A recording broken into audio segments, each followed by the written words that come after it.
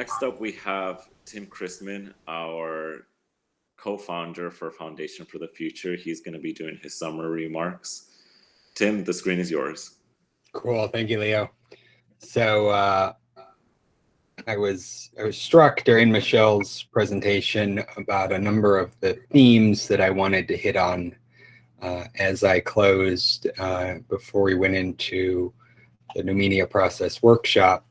And the themes around the everything on Earth we need in space, the educational pipeline, and how those of us in adulthood sometimes don't see the opportunities in front of us until our kids force it on us, because they're not burdened by the baggage of history.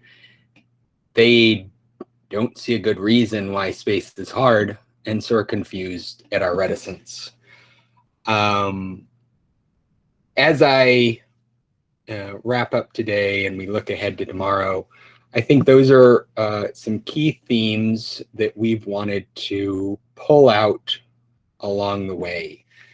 The need for far more in space than just engineers, rocket scientists, and astronauts, but the lawyers. Funny that I'm saying that. We need lawyers. The tradespeople, and those kids dreaming of how to force their parents to be productive in their eyes.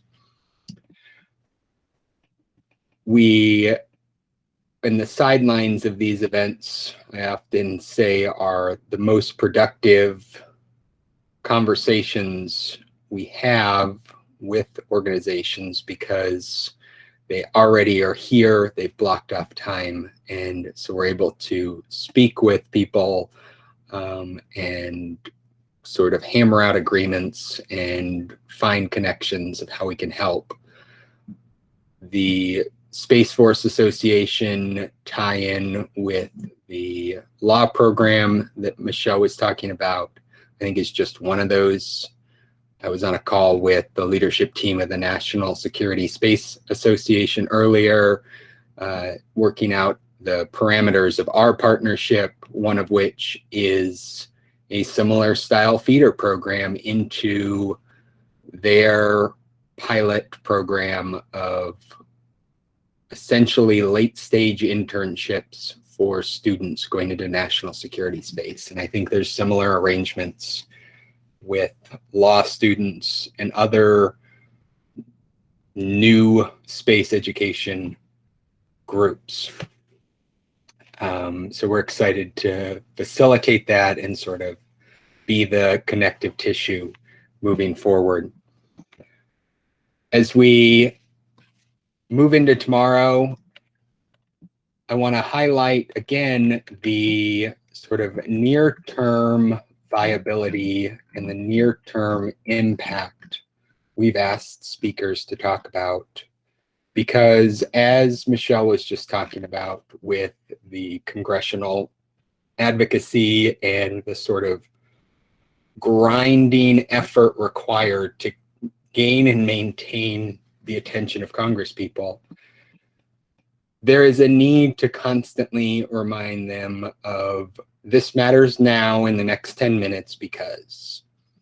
And these events give us at the foundation examples that we can use and help frame the benefits to America of driving ahead with making space real and accessible. And so as you participate, as you ask questions, as you present, please keep in mind that we want and need to shamelessly steal those talking points to keep the attention of decision makers who are distracted by other seemingly pressing concerns, and at times actually more pressing concerns.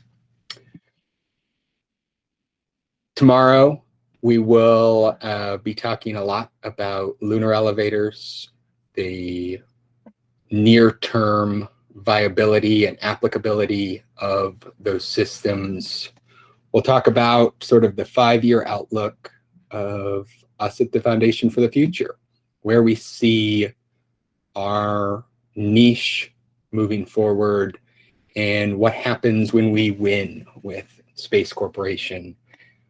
And then we'll end out the day and the Blue Marble Week event with the panel looking at the future. We were joking about this during the planning, asking, can we be more specific with the future? And the answer is no.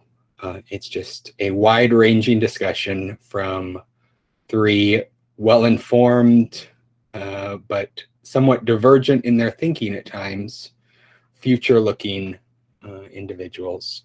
And so it will be exciting to see and hear what they talk about then. As we've mentioned throughout the day, there's 3 ways you can support us. The first is joining our Coalition of the Willing as we advocate with Congress. If you are interested in being a constituent partner there, please message me, Lila, Leo. It is our first names at f4f.space, and let us know that you want to help. We have a government relations team who can draft up letters to your congresspeople for you to deliver. Deliver meaning email. It's not actually very much work to deliver them.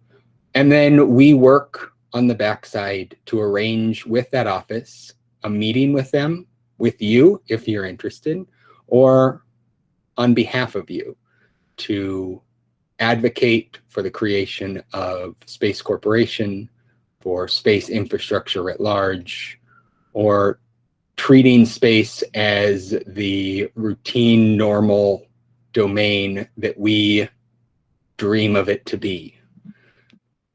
The second way you can support us is coming to these events, participating, presenting, and sharing it. We use the information presented, the list of attendees and their connections and titles as we subtly name drop and gain entry to the halls of Washington, D.C. And so by virtue of you being here, you are supporting our efforts and helping us as we casually mention the cool kids we're associated and affiliated with. So thank you. And the final way is by sponsoring one of our events or donating to us.